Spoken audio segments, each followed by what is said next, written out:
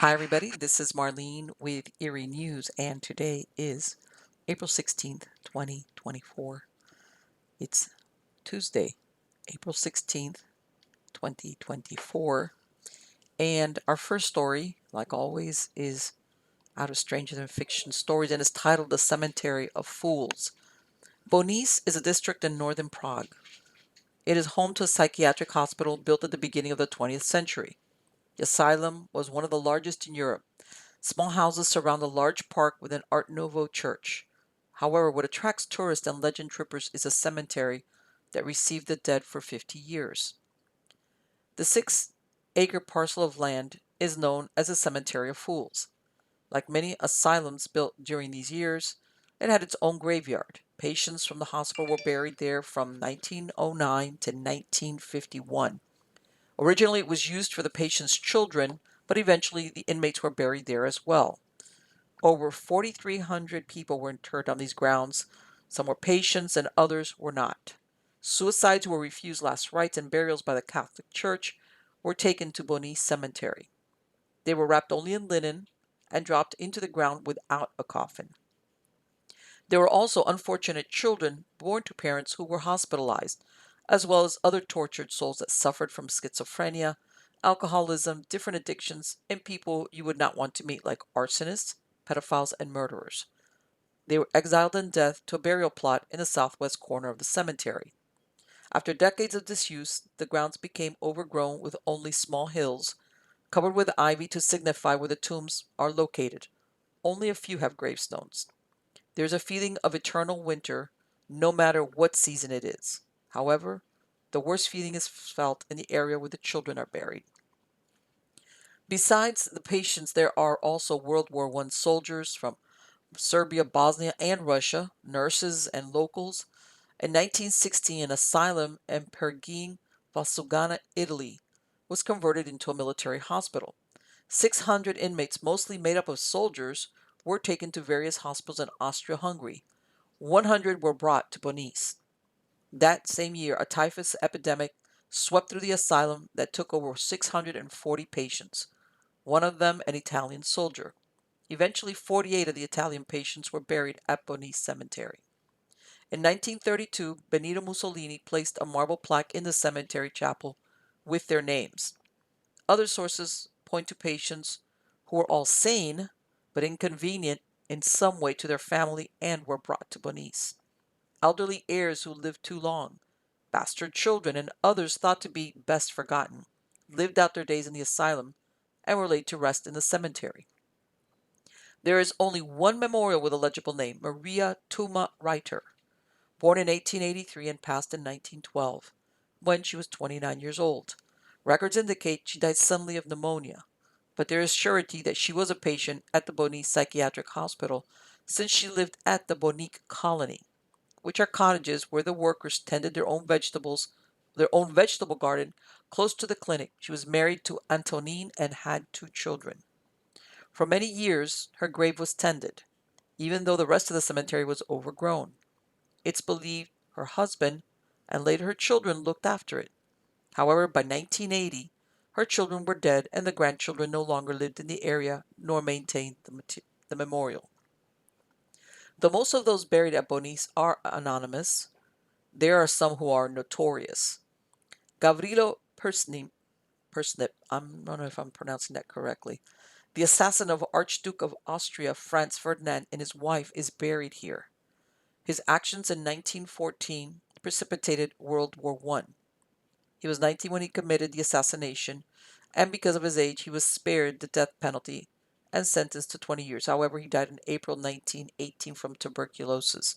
And let me correct this. He was buried here, but I believe they exhumed his body and took it and did a memorial for him, if I believe that's the correct description of that. But anyway, he was the only prisoner in the Theresienstadt fortress, or small fortress in Terezin, about 43 miles north of Prague. It was an old place established in 1784. 3 days after he died, prison guards were the only witnesses to the secret funeral. A gravedigger disclosed this information in May 1918. At the end of World War I, the body was exhumed and taken to Sarajevo. Sergeant Pavlicek. The alleged murderer of the prostitute Otila Veranska is said to be buried here. He never confessed to the crime, but confided to his friends he had done it. He ended up as a patient at Boni Psychiatric Hospital, where he killed himself. It wasn't until 2023 that the murderer of Otali was established. The murder of Otali Veranska, a street girl, is one of the best-known crimes in the history of the Czech criminology. She was born in Slovakia and came from a poor background. It all started when two pieces of luggage were found at two different railway stations. They were sent from Prague from different stations. The autopsy found the parts belonged to one woman, who was killed by two blows to her head, probably with a meat cleaver. Her head was cut right off after while she was unconscious, and a knife was used to stab the headless body 7 times. She had eaten an apple a couple of hours before her death. After the picture of the luggage and the woman's head were published in every newspaper, the two women identified her as their sister. The police learned her name and that she was a street walker. She was last seen in front of a restaurant around midnight. During the investigation, police received nearly 5,000 mostly anonymous letters that led nowhere. The last letter pointed a finger at someone. The last letter pointing a finger at someone was received in 1966, 33 years after the crime, even though the case closed in the 1940s. It was thought that Veranska might have also been the victim of a serial killer, since there were 7 women killed from 1926 to 1938. All of them were prostitutes except for 2, and 5 of them came from Slovakia. Most were strangled, and 3 were beheaded. Caustic acid was used to make identification difficult. All of the cases remained unsolved, and it's never been confirmed if they were the victims of one person. Perhaps the reason the murder remained unsolved for so long was errors found in the first autopsy. The medical examiner based the time of death to very early in the morning of September 1st, 1933, based on an undigested apple in her stomach. He also described where the body was dismembered by someone who had good knowledge of human anatomy. Police naturally looked at doctors or medical students as likely suspects, despite information provided by witnesses as to who the real culprit was. According to Marie Nemekova, one of Veranska's sisters, she had been promised marriage and a job by a Sergeant Major Joseph Peckney of the Kasarna military barracks. They had met in the spring of that year. Another witness described that Veranska met Peckney and another prostitute named Kokoslova, who was his current mistress on the night she died. Peckney was divorced and denied he had promised the victim marriage when he was questioned by police. Could the threat of a scandal over a reneged marriage offer been the motive to kill Veranska? The Czech police didn't see the contradiction when Peckney and Kokoslova provided alibis for each other. They also didn't search his apartment, despite the fact that Veranska's body had been washed post-mortem, which meant the perpetrator enjoyed some type of privacy in order to do this. Another misdirection in the case concerned letters sent to the editorial office of a Slovakian daily newspaper. They were stamped Phantom of the Street and signed by Karel Widowary or Karel XY. He admitted killing Veranska by accident on Perlova Street. They had gone to his apartment, but once she brought up the subject of money, he realized she was a prostitute. He described where he was hurt by a prostitute in the past, which is when he drugged Veranska, stunned her, and then cut up her body, using a picture of a human skeleton to guide him to quarter the corpse. Then he transported the suitcases to the different train stations. The only reason the police took notice of the letters was that initial reports of the crime did not reflect that the victim was a prostitute. The Phantom also admitted he killed another prostitute named Janotova and that he planned to continue murdering women since this gave him pleasure and he longed for blood. He described himself as a wealthy man who had traveled extensively. He said he spoke English and worked for several years in the French Foreign Legion. In one of the letters, he mentioned that he was tired of living and wanted to commit suicide. The authorities estimated he was about 40 years with more than a basic education. He was so brazen that he actually dropped off letters directly at the newsroom, but the man was never caught. Despite the content of the letters, police believed he was not the killer, because he mostly described details appearing in the newspaper. In 2017, a hair sample of an unknown person found during the autopsy on the victim's hand and arm were used for DNA comparison with samples from family of the original suspects. The results came back in 2020 but were kept private until 2023. It was announced that after studying documents from the original investigation, it was concluded with 80% certainty that Sergeant Joseph Peckney killed Otilia Voronska. Whether Antonina Kokeslova was present during the crime is unknown, but it's believed she was an accomplice. Peckney was a professional soldier, and a relationship with a streetwalker would mean the end of his career in the military. It's believed that Voronska, upon meeting Antoni Kokeslova, realized the promise of marriage would never be kept and went to Peckney's home to confront him or to blackmail him. Peckney's daughter refused to cooperate and provide a DNA sample. This is recently, of course. However, it became a moot point when it was found the hair on the body belonged to a woman which was neither Voronska or Kokeslova's, and they used Kokeslova's grandson's DNA as a comparison. The autopsy report reflected that Voronska had died from blood loss from the cut in her neck, which was made by someone standing behind or over her, after tilting her head forward very skillfully. This indicates a perpetrator with experience or training in this type of act. Afterwards, she was laying on the ground where she was struck twice in the head, which could have been done with an axe or a military saber. The wound to the chest was shallow and done after she was dead. Most telling was that the incisions to remove the head from the body caused vertebral injuries, which indicated this was not someone with professional knowledge of anatomy. Significant force was needed, indicating it was not done by a woman. Peckney was originally one of three suspects. However, as a veteran, the investigators were reluctant to question him thoroughly. The final theory is that Voronska could not return to her apartment because of her landlady's midnight curfew, and she went to Peckney's flat. An argument ensued, and a loud dispute at that time of night would have been noticed. Perhaps this is when he decided he had to get rid of her. Where Voronska was buried is unknown. Not even a hint of where the grave was at has been discovered. Eventually, the Voronska family died out. Peckney died at the age of 80 and had 3 children. Current law enforcement, go back down. Sorry. Current law enforcement refuses to give out their whereabouts. The place where Voronska was killed no longer exists, and no pictures were taken. When Boni Cemetery closed in the early 60s, most would not come near it even during the day. But what discouraged most enticed others, like Satanists, who started to use the abandoned chapel. Behind the derelict church was a morgue and an underground passageway, where dark rituals were performed despite crackdowns by the police during the 1980s. In 1989, the chapel was burned down. Eventually, the grave was used as a dump site. Then in 2013, Jiri Vitek, a local fireman, decided to reclaim and clean up the grounds. With the help of friends and volunteers, they removed 40 tons of debris, including charred beams, from the chapel. In 1996, Baroness Margaret Thatcher, Prime Minister of UK, paid an unannounced visit to the cemetery. The reason given was that she came to exhume and return the remains of a British pilot shot down during World War II to his homeland. After 2 unsuccessful digs, since most of the graves were unnamed, they resorted to speaking to a local petty thief and vagrant known as Tattooed Pepik. His one-time drinking companion was the cemetery manager, which had told him who was buried and where.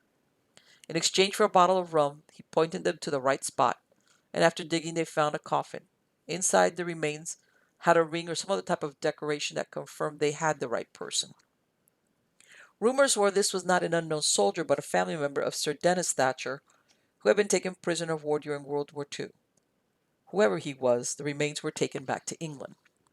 Czech-born film director Milos Forman used the cemetery's overcast appearance in the burial scene of his 1984 film Amadeus, where Mozart's body was dumped into a mass grave. The film was nominated for 53 awards and received 40, including 8 Academy Awards for Best Picture. Mozart himself had mysterious circumstances surrounding his burial. As depicted in the film, he was buried as a pauper in a mass grave at St. Mark's Cemetery outside the old city walls of Vienna. His funeral took place on December 7, 1791, under stormy skies, which kept away many from attending his rites, including his wife. There's another version where he was given a third-class funeral, which would have given him his own individual grave. In a time where records were poorly kept and knowledge was only as good as a person's memory while they were alive, the gravedigger from 1791 died a few years later and took the location of Mozart's burial place with him. A memorial was erected in 1855 in a place chosen more by conjecture than from actual fact. Another unanswered question pertaining to Mozart's death was whether he was poisoned or not. Within a week after his death, a Berlin newspaper claimed he met his end by foul means. He was a young man who only a few weeks before was in good health. He fell ill after a public performance in Vienna and died 2 weeks later. The blame was laid at the feet of Antonio Salieri, who was known to be Mozart's bitter rival. A play was created titled Mozart and Salieri. Later, it became an opera, revolving around the themes of envy and poisoning. In the film, Salieri tricks Mozart into composing the Requiem music using his troubled past with his father. However, the one who commissioned the Requiem Mass was Count Franz Walsegstupak for his young wife who had died. Later in life, Salieri suffered a nervous breakdown from the suspicions that he poisoned Mozart. He was admitted to the Vienna General Hospital where he accused himself of doing the deed but then recanted. By then, he was an old man with a terminal illness and deranged. This version of Mozart's death little by little became more of a fact than just a suspicion. Mozart's symptoms have been examined, but without an autopsy, no definitive answer has been found as to what killed him, if it wasn't poison. The only illness that is posited as being responsible for his demise was epidemic streptococcal infection. Another question, which is a subject of conjecture, is whether Mozart composed a Requiem in D minor on his deathbed. In the film, he dictates the music to Salieri, who takes down the composition without fully understanding the genius of the music. This is partly believed to be accurate when friends of Mozart describe where hours before his death he had the score of the Requiem brought to his bed. He sang the alto while the others sung the soprano line. It is said he dictated sections of the music to his pupil Franz Süssmayr, the man Mozart's widow Constance appointed to complete the score. There's dispute as to whether this is true, but some did remember Süssmayr's receiving the dictation from Mozart, while Salieri watched. Considering all the mysteries that surround the last days of Mozart's life, it is most appropriate the movie setting for his burial was placed in such a bizarre and offbeat location as Boni Cemetery. So, in other words, of the many, a few thousand that were buried here, like they said, most were anonymous. They were patients or even people that were outcast from being buried in the regular cemeteries, but the majority of them were unknown. And the few that are known, though, they did have some significant history as to who they had been, or in this case, what they had done. The next story, also out of Stranger Than Fiction stories, is titled Harvey the Serial Killer. Perhaps older, but just as lethal, an 83-year-old convicted serial killer was indicted in 2022 for the murder of a woman whose dismembered body was found in a shopping cart at a Brooklyn street corner. On March 7, 2022, at Jamaica Avenue near Vermont Street, a passerby saw a very unusual thing inside a discarded tire.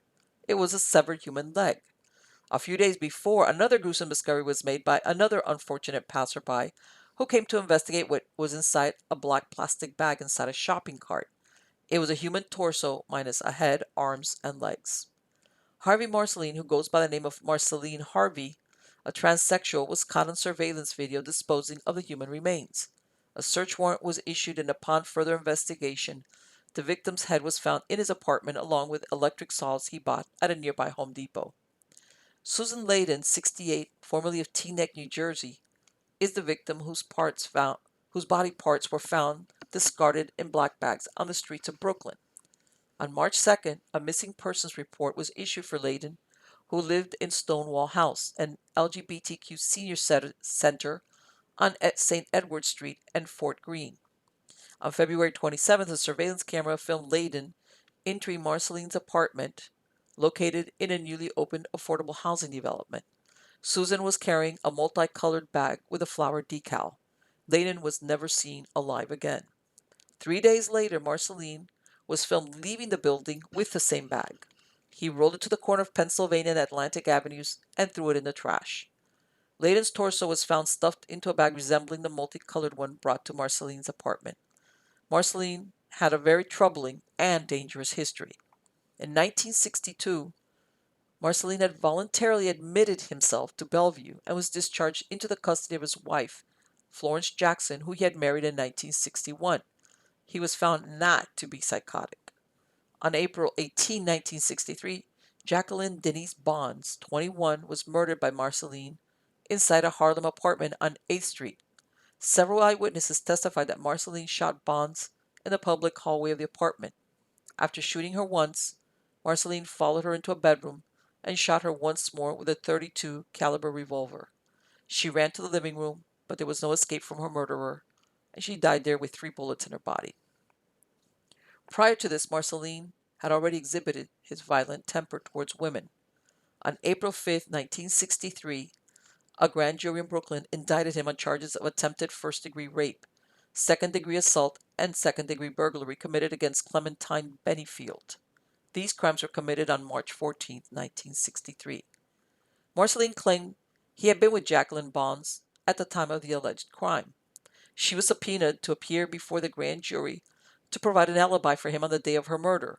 She didn't appear nor testify before the grand jury, which would have been a motive to kill her. During the trial, Marceline was examined by 3 Bellevue psychiatrists, and they concluded that he was without psychosis, although he was possessed of a schizoid personality with sociopathic features. But he was competent to stand trial.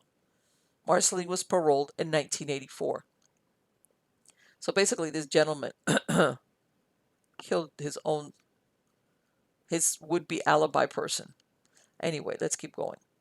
The decision to set Marceline free on a society proved to be deadly for another woman who was killed by Marceline less than a year after his release.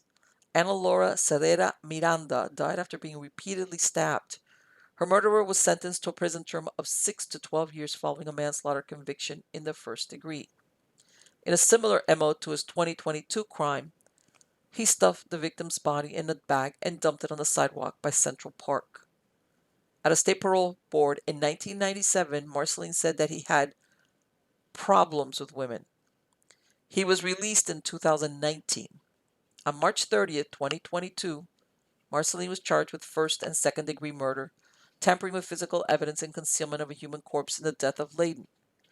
The victim reportedly struggled with addiction and mental illness in recent years. The two met in Tompkins Square Park in the East Village. Marceline referred to Layden as one of his coven of women.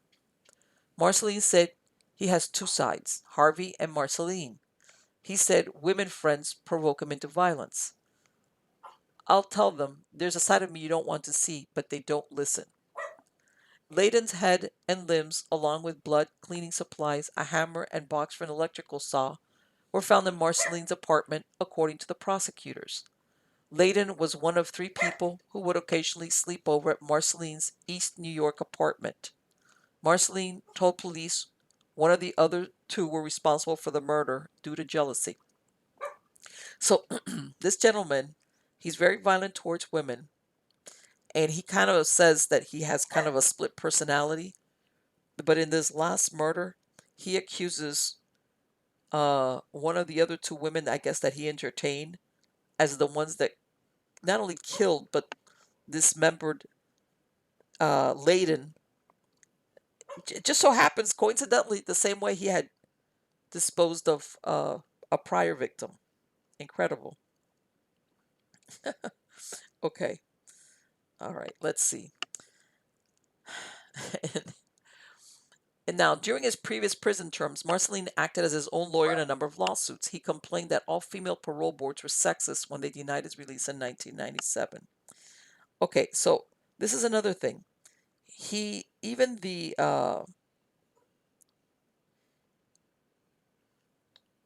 even he in other words he's even the parole board, which were all women, have a problem with him. But it makes you think who really has a problem with who. But anyway, Harvey Marceline was born in 1938.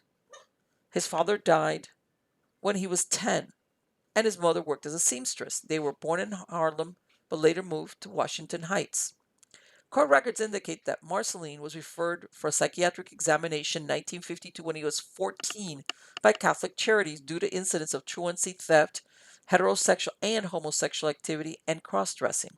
In 1957, Marceline started committing burglaries as documented in court records.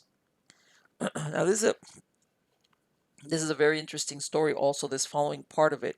Monica Archer was a caseworker at George Daly House in Alphabet City, where Harvey Marceline lived. She started in September 2019, and everything was fine until she spoke out about how Harvey often acted in an erratic and dangerous manner. Despite warnings, Harvey Marceline was allowed to have his own apartment, and within a week he murdered Susan Layden. For her troubles, Archer was fired, and in December 2022, she filed a complaint with the Manhattan Supreme Court. She described where Marceline made constant threats to kill her and other staff members and kept a gun at the shelter despite being on parole for life. She started to take the alternate routes home after work when Marceline tried to follow her home a few times. Her supervisors were made aware of the situation and allowed the felon to keep living there. Archer continued to raise the alarm and filed a complaint against the facility with the U.S. Occupational Safety and Health Administration, the suit says. Her supervisors retaliated by putting her on janitorial duty and refusing to let her work remotely. According to the suit, she was suspended without pay on May 24th and 1 week later was fired for insubordination, although they had no documentation, written or otherwise. The facility's parent company, the New York Foundation for Senior Citizens, received at least $95 million in city funding since 2009 for support services, transportation costs, and at least $5 million from the state since 2008. After the crime, Harvey Marceline was charged with Layton's murder and has pled not guilty. He now claims that he's transitioned to a lesbian named Marceline Harvey, who is a personality that controls Harvey Marceline. Marceline is slated to go to trial for the 2022 murder in the spring of 2024. This gentleman has been giving off signs since, 14 at the very least, that he's disturbed and dangerous. It's not just disturbed and dangerous. He's gone to prison twice, and I don't know if they were thinking that when they let him go in 2019, because he was elderly in his 80s, that like all this was behind him. And it cost Layden became a victim, another victim. And let's see what happens now with this whole scenario, because his other two covenant women or whatever they were, they're lucky they got out of there with all limbs attached. Anyway, let's go on to the next story. This is out of Mental Floss, and it's titled "The Legend of London's Time Traveling Tomb." Deep in London's historic Brompton Cemetery sits a mausoleum that houses a Victorian heiress, her daughters, and a time travel story that keeps growing. Swinging open the front gate of Brompton Cemetery is a bit like cracking the spine of a book detailing London history. Famous suffragist Emmeline Pankhurst rests there. Beatrix Potter strolled its 39 acres and plucked names from tombstones to use in her work, including decedents Peter Rabbit and Mr. Nutkins. More than 35,000 monuments in all are present, rich and poor, known and obscure. In the middle of the grounds, enshrouded by trees, stands a mausoleum.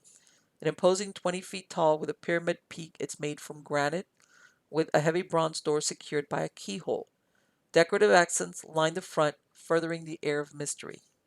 The doors march and displays a rectangular band of Egyptian hieroglyphs. Erected in the early 1850s, it was intended as the final resting place of a woman named Hannah Courtoy and two of her three daughters, Mary and Elizabeth. Courtoy's tomb would be remarkable for its imposing stature and cryptic veneer alone. It's the largest, most elaborate construction in Brompton, but there's more to the story.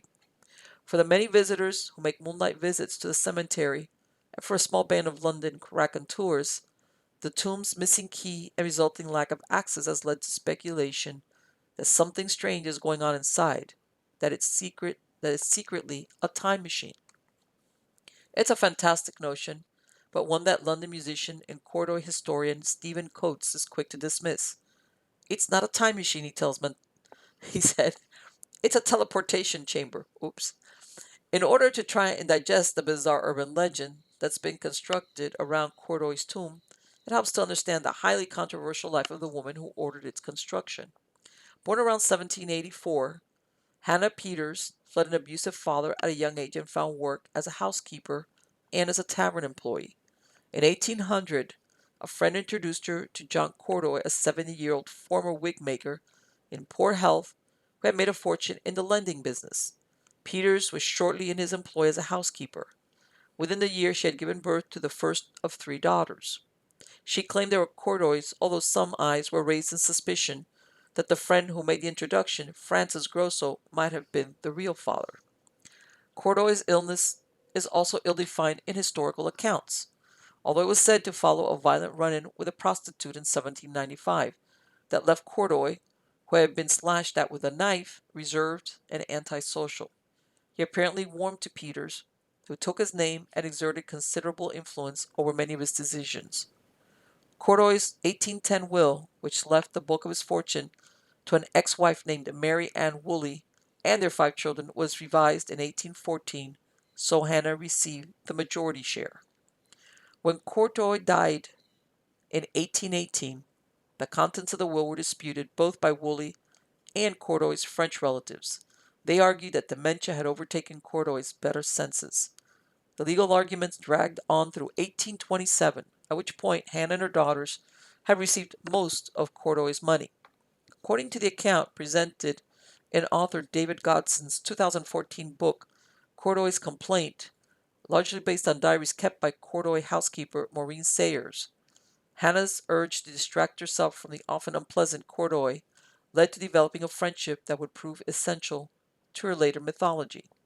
Like many Victorians of the era, Hannah was intrigued by Egyptian iconography, particularly hieroglyphics. She believed Egyptians had a deep understanding of astrology and their place in the universe, and she invited Egyptologist Joseph Bonomi over for regular visits. Bonomi and Hannah would spend hours dissecting Egyptian lore, with Hannah hoping to one day fund Bonomi's expedition to Egypt so he could study their work. The two would also arrange for a 175-foot tall monument dedicated to the Duke of Wellington to be constructed and insisted that the sculpture resemble an Egyptian obelisk. When Hannah died in 1849, her remains were said to be placed in the expensive, elaborate mausoleum in Brompton that paid tribute to her interest. Bonomi arranged for the tomb to feature Egyptian characters and a pyramidal top. Later, Mary and Elizabeth, who shied from marriage because they didn't want men chasing after their wealth, joined her. Susanna, who married, was buried elsewhere. When Bonomi died in 1878, he arranged for a depiction of Cordoy's tomb to appear on his own modest headstone. Whether Bonomi intended it or not, an illustration of Anubis, the Egyptian god of the dead, appears to be looking in the direction of his friend's final resting place. Things appeared to remain status quo at Brompton for the next 100 years or so. Then around 1980, the key to the tomb was lost following a visit by Hannah's relatives. And that's when things took a turn for the weird. Press reporter Helen Smith wrote a story in October 1998 that may have been the first mainstream article to raise the theory that Cordoy's tomb might actually be a time machine. Smith described the monument as a strange, imposing structure containing 3 spinsters about whom almost nothing is known, and cited an unheralded author named Howard Webster as a perpetuator of the story. Webster claimed his research had excavated a connection between Bonomi and Samuel Alfred Warner, a maverick Victorian genius and fraudster said to have attempted to interest the British Armed Forces in several advanced weapons, too advanced, in fact, to actually exist.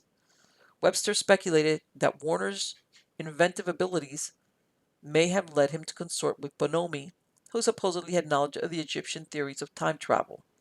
Together, the two convinced the wealthy, trusting Hannah to finance her secret project, with Bonomi providing ancient wisdom and Warner adding his breakthrough scientific resources. By placing the device in a cemetery, Warner could guarantee the structure was unlikely to be disturbed over decades or centuries, allowing him to return to London after traveling through time again and again. The lack of a key was crucial to Webster's tale, since it had been lost and no one had been inside for years. It could be argued that perhaps Warner was busying himself in a manner similar to an occupant of the TARDIS bouncing from era to era, while Hannah and her family were either entombed or buried someplace else entirely. Webster also claimed that plans for the tomb were missing, which was rarely the case with other monuments in Brompton. The story bubbled to the surface periodically over the years. In 2003, an album cover by musician Drew Mulholland depicted the tomb and its eerie structure, which led to some renewed interest. In 2011, Coates' musician with a band named The Real Tuesday Weld came across mention of the theory and was intrigued. He wrote a post on his blog positing that the Cordoy tomb was not a means of time travel, but that Warner had the technology to teleport torpedoes, and that he later adopted that framework to develop a series of teleportation chambers in and around the Magnificent Seven, a group of London's historic private cemeteries. It was a way to move around the city, Coates says. Warner and Bonomi worked together on ancient Egyptian occult theory and science. I posted that on my blog and it started to take on a life of its own. Coates' premise is a proper study in how an urban legend can proliferate. With a key still missing, it was impossible to disprove the teleportation idea with any real precision, and the mythology allowed for a great deal of speculation. Was Warner, who died in 1848, killed because he knew too much about revolutionary technology? Why did the tomb take 4 years to complete following Hannah's death, which meant she didn't actually enter it until 1853? Was Hannah duped by the two to fund what she might have believed would be a pioneering mode of travel?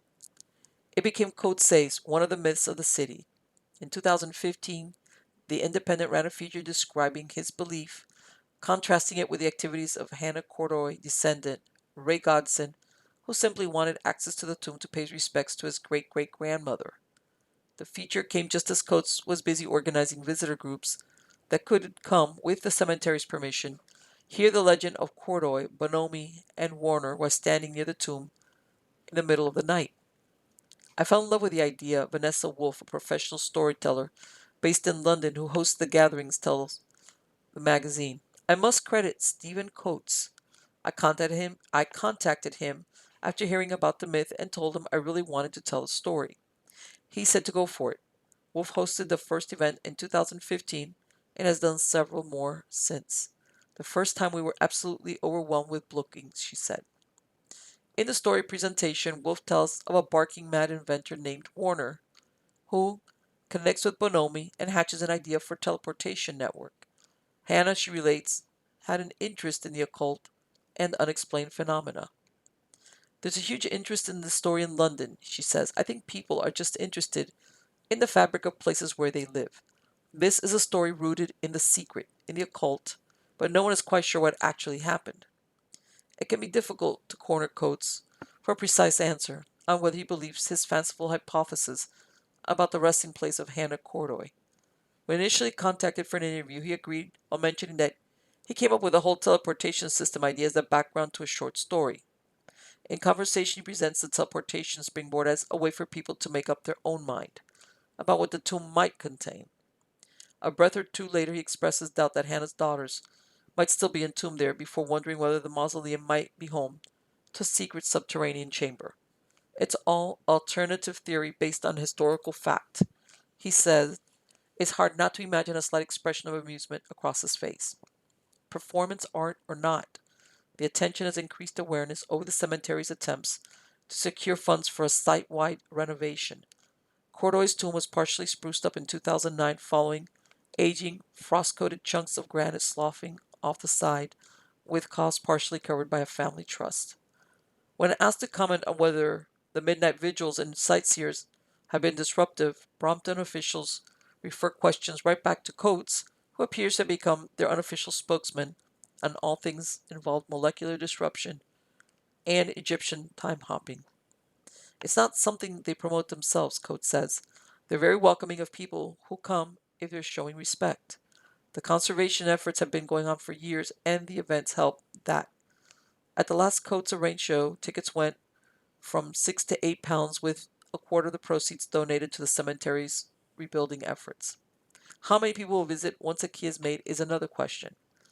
Both Coates and Brompton Cemetery historian named Arthur Tate say that efforts are currently underway to fabricate a placement that would allow Hannah relatives access to the tomb.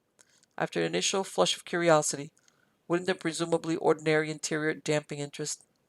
Maybe it may not be established it's not a time machine, Coates hedges. It may just deepen the mystery. For Wolf, who has regularly who still has regular engagements hosting visitors near the tomb, seeing a key may be a letdown. It's much nicer, in a way, not having it, she says. It's really all in the minds of the audience. It's a slab of rock. The real magic is in their minds. Usually, while Wolf normally gets very positive notices from those attending her performance, one reviewer on Instagram does stick out. It said something like, "Oh, I was really excited but then got really disappointed. She didn't even open it." So there you go. Okay. I don't know. That would be strange. It's not a time machine, it's a teleportation. Alright. Okay. Alright, next story out of Stranger Than Fiction Stories is titled The Ghosts of an Ancient City. Let's see. The Mellow House sits abandoned somewhere on Goa, approximately 100 miles south of Bombay.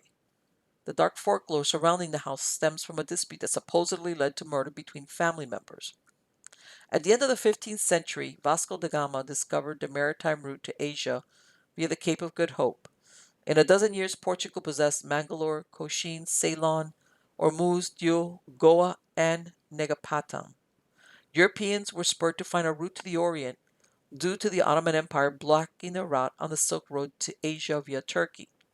They taxed anyone wanting to cross at exceptionally high amounts. The search for the sea route also resulted in the discovery of the Americas by Western Europeans. In 1510, Portuguese conquered the ruling sultan and set up Veja Goa, or Old Goa. Portugal ruled the settlement for the next 4.5 centuries, and the enclave became known as Portuguese India. After 1585, it was decided to establish shipyards so vessels could be made in Goa using the teak wood available in the area. The shipyard went through several names: Ribeira, Ribeira das Armas, Ribeira das Naus, Ribeira Grande, and finally Arsenal de Marina Exercito. This is Portuguese, and I'm not sure if I'm pronouncing it right. It was this shipyard which allowed the Portuguese to dominate expansion in Asia, despite its shortage of manpower. There were fleets of ships funded by the Portuguese royal court that were dispatched yearly from Portugal to Goa. Known as the India Run, it was the main carrier of the spice trade between Europe and Asia during the 16th century. The Carack Cinco Chagas and the galleon Bom Jesus and Madre de Deus, used during the Dutch-Portuguese War, were made at this shipyard. The ships would dock at Ribeira de Gales, but it wasn't only ships that were here, but there were living quarters for officials and a prison for convicts brought on board the ships. There were several important buildings such as Casa de Moeda, which is the Royal Mint, Artilleria, gun foundry, Casa de Pólvora, the gunpowder factory, Alfandega, the customs house, and the Manacal, where cargo was stored, the Peso, where cargo was weighed, and finally the elephant stables. The private chapel of the Ribeira Grande was dedicated to the Cinco Chagas, or five wounds, and in a corner of the Ribeira on the eastern side was located the Church of Santos Martires, or Holy Martyrs. In 1878, Jose Nicolau da Fonseca made the following observation on the state of the Ribeira Grande. Quote, "There is nothing at present to show that once flourishing conditions of these places. Instead of the bustle that once prevailed here, a complete silence now reigns, broken only by the wind whistling through the branches of the palm trees which grow luxuriant on the spot." The de Mello family history stretches back into the 16th century and was always well connected to the Portuguese court. In 1864, there was a mention made that Don George de Mello was the aide-de-camp to the Governor General of Goa, and by 1870 he was Governor General of Portuguese India himself. However, there were other de Mello involved in the history of Goa. In 1632, the Mughal army attacked the Portuguese garrison at Fort Hooghly. There's mention made that during the siege, which lasted over 3 months, a de Mello, a Portuguese half-caste, betrayed the fort by providing a way for the enemy to enter the fort. So it's not clear whether part of the de Mello family spawned the dark stories concerning the derelict house in Goa. The urban myth describes where two brothers were given ownership over the same property. However, it seemed bitter feelings developed. The situation ended tragically when one brother killed the other, and then the second brother died soon after, some say by his own hand. The house was then said to be haunted by the tormented souls of the brothers, and the family members which took possession of the property were visited by a curse. Maria de Lourdes Bravo da Costas Rodriguez, a librarian and reporter, wrote an article in 2015 concerning stories published about the DeMello house. She described being familiar with the DeMello family, and the stories lack lack substantiation. She says there is no DeMello house in Santemol, however, there is one in Raya, which was left empty after the family moved away.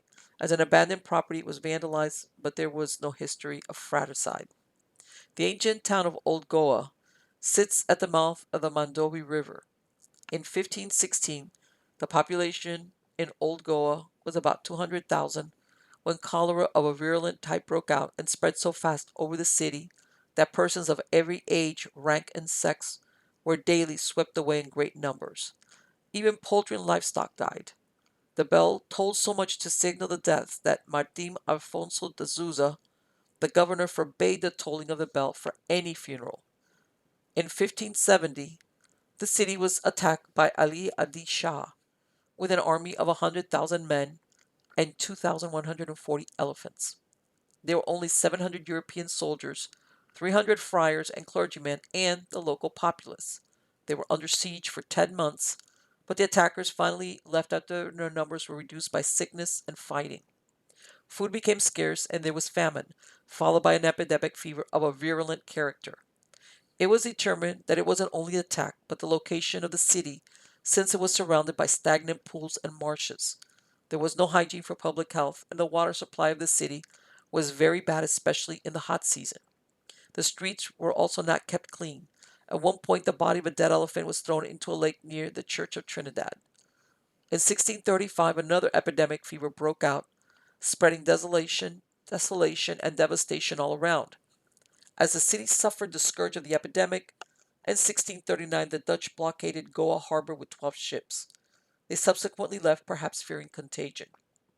In 1687 the capital was moved away from Old Goa, leaving behind many Baroque ruins, more than 100 churches, monasteries, and royal courts designed in Renaissance architecture. The buildings were used as a quarry for the new capital, taking what many believe was its curse to the new city. In 1859, what was known as the Chorao epidemic claimed 1,000 men, women, and children in Chorao, an island on the Mandobi River. Thousands fled the island and it was deserted for almost 100 years. Even if the haunting of the DeMello house is more urban myth than reality, there is so much history in this ancient city that could account for strange occurrences. There are the thousands that died from plagues. In Margal, the oldest city in Gao, there is a hill adjoining the town which allows a view of the town and also of the sea and surrounding villages.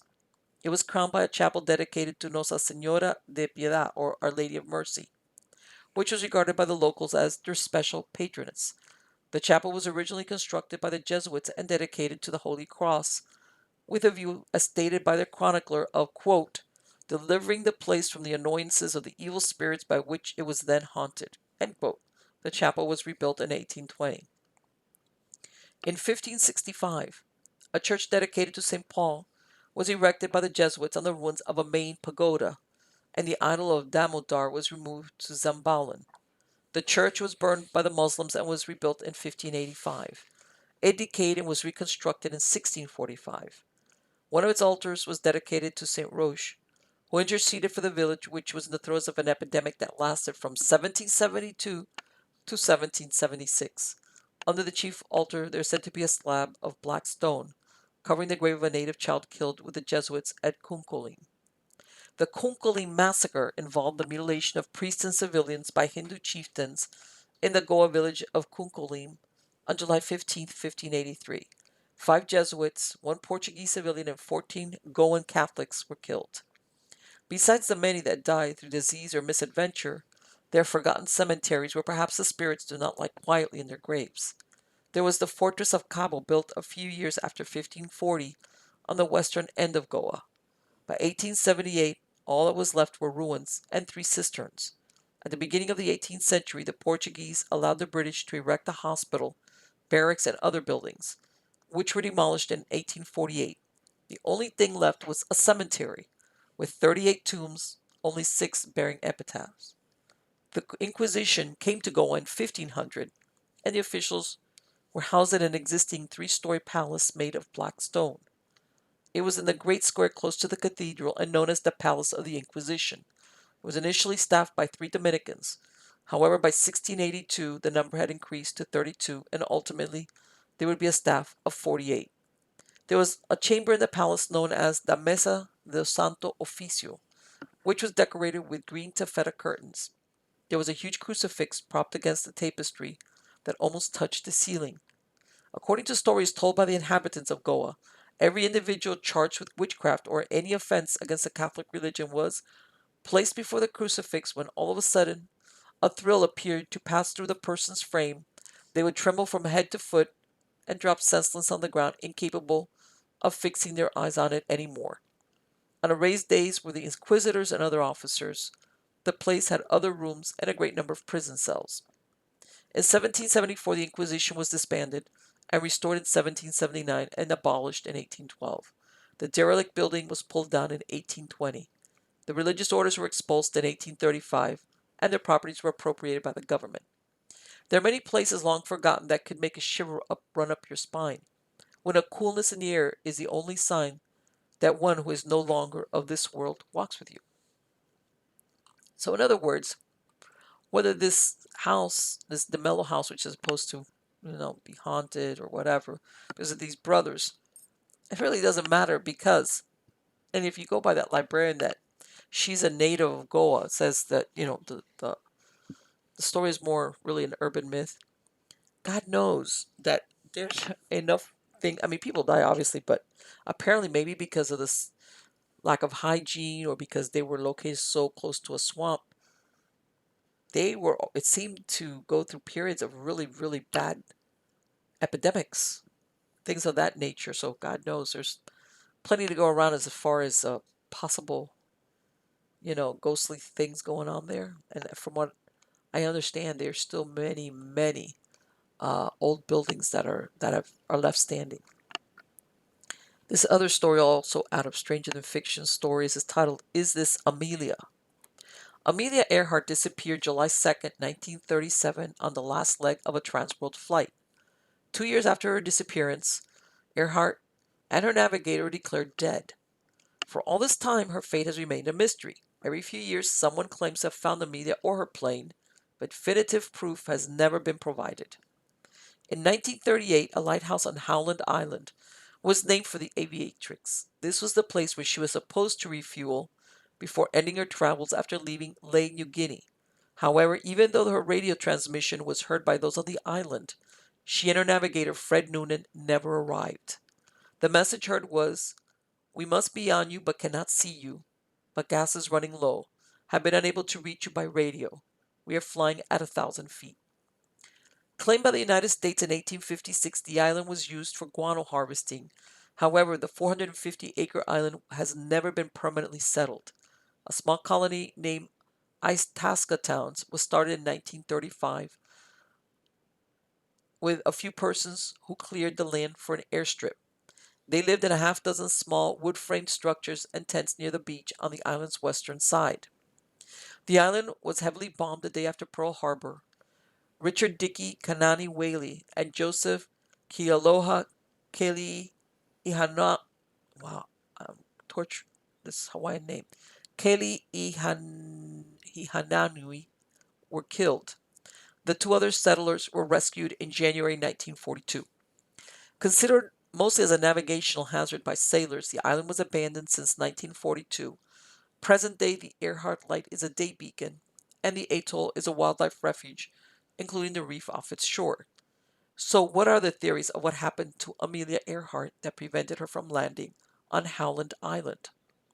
In 2018, Richard Jantz, an emeritus anthropology professor at the University of Tennessee, claimed 13 bones, including a skull found in April 1940 on Gardner Island, now Nikumaroro, belonged to Amelia. Along with the bones were remnants of a pair of shoes and a box that once contained a sextant. It had been theorized Amelia crashed on the atoll and died a castaway. The high tides would have washed the wreckage of the Lockheed Electra out to sea. Gardner Island had been uninhabited since the turn of the century. A forensic examination by Dr. David Hoodless, principal of the Central Medical School in Fiji, of the remains in 1941 concluded they belonged to a stocky, middle-aged man. Dr. Hoodless suggested the remains belonged to an individual of European mixed-race heritage.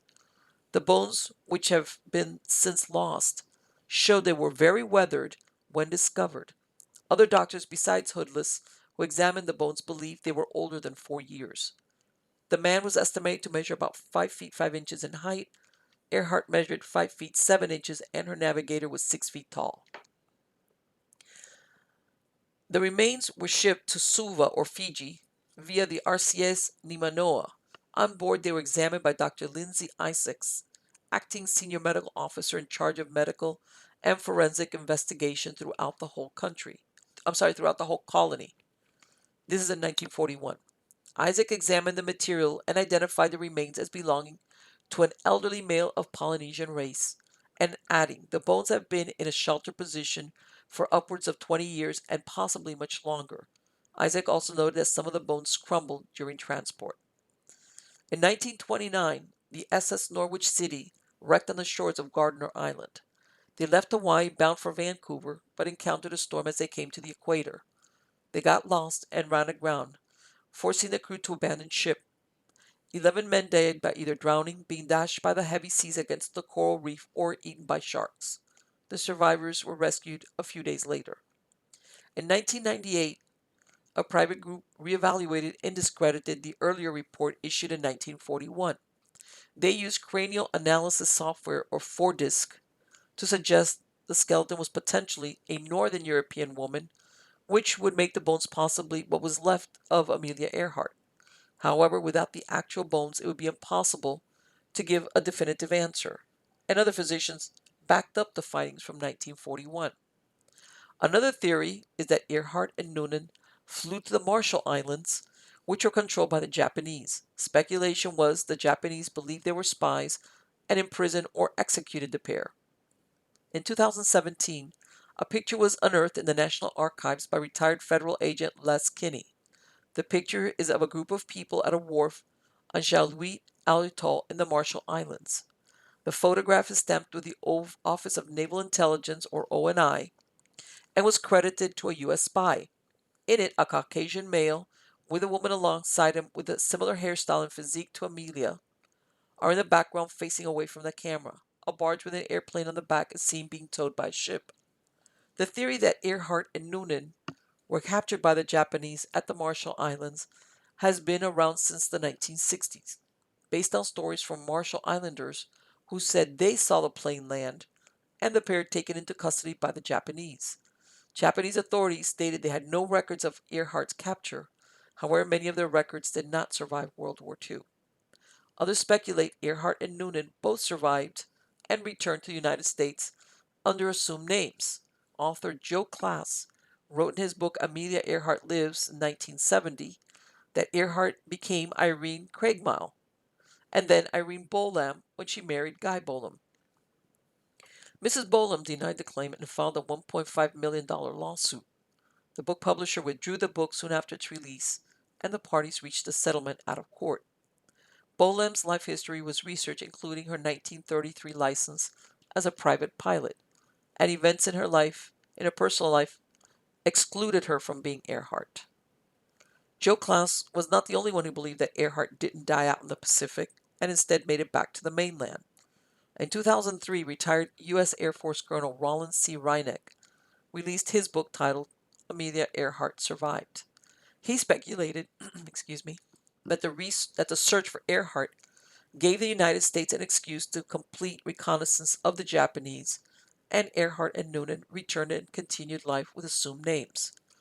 Dick Spink, a retired teacher, took Reineck's theory and continued research, claiming Earhart landed on Mealy Atoll. Others believe the plane ran out of fuel before reaching the Marshall Islands and crashed into the ocean. The mystery and allure connected to Amelia Earhart is as powerful as ever. In March 2022, a leather cap that Amelia Earhart wore on a transatlantic flight in 1928 went up for auction. It was expected to sell for $85,000, but instead brought in $825,000. Anthony Twiggs, 67, had tried for years to prove that he had inherited the item from his mother.